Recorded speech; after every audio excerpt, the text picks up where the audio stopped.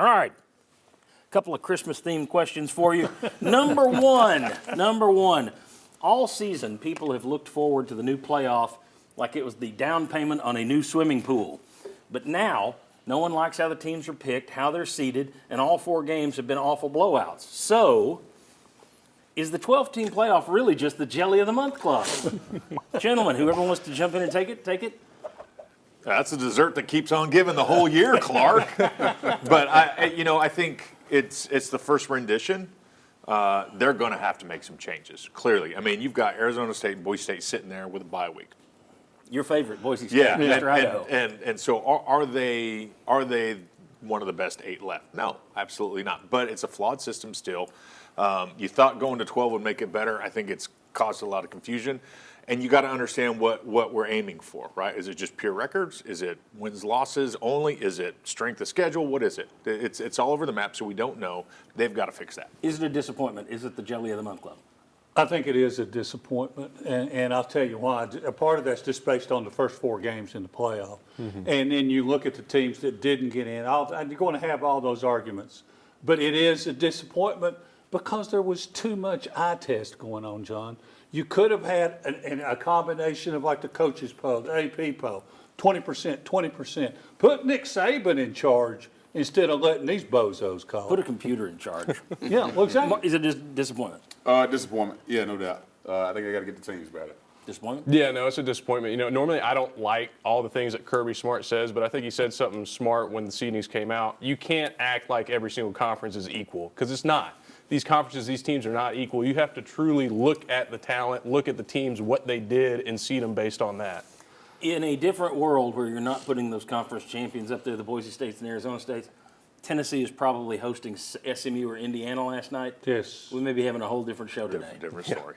So I'm not, then trust me, they would still run into Ohio State or Oregon at some point, and that would be, but still. All right, next one. Let's go to the next graphic here. Next question. There we go.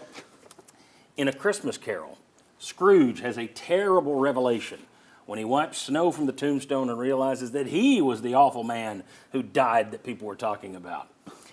Big Ten fans have complained for years about having to play SEC teams in hot, humid bowls, and SEC fans laughed and mocked them. Did SEC fans come to the realization last night that there really is something of a home climate advantage?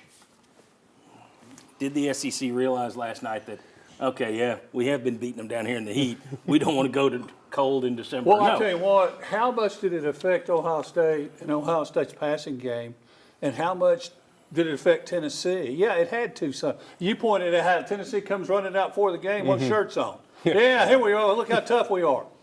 There had to be something to it. The other team's playing in the same weather. I get that. But that was 25 degrees, tied for the coldest kickoff in school history. Yeah, there was something to that.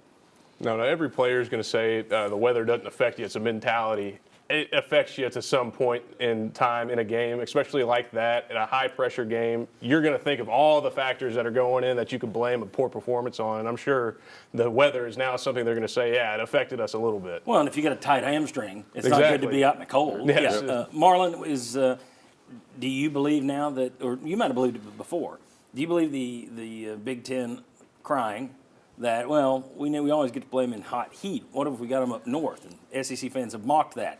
Did they learn their lesson last night or no? 100%. So much so that we didn't motion or shift anybody. They were so cold they were frozen. We couldn't move. So it was, 100%. Frozen in place. Okay. Mike? I don't think it makes a difference in the game last night. Yeah, You're a Boise man. Internally, as an offense in an interior, it doesn't bother you that much. The skills guys, yeah, and especially the ball, the oils in the pigskin get a little bit different, grasping it. But when you can't throw the ball to your receivers, it doesn't matter. All right, very good. When we come back, we got some more Christmas questions. We got 2 about the Vols specifically. Those are the big picture. Now we got a couple about the Vols. We're also going to rank this season in terms of the best of the last 20 years, 24 years, which, if you're feeling bad about this year, wait till I show you how it compares to the last 24 years. And then we'll also take a look at the 2025 schedule and make our way too early predictions on Tennessee's record next year. Come on back on the Sports Source.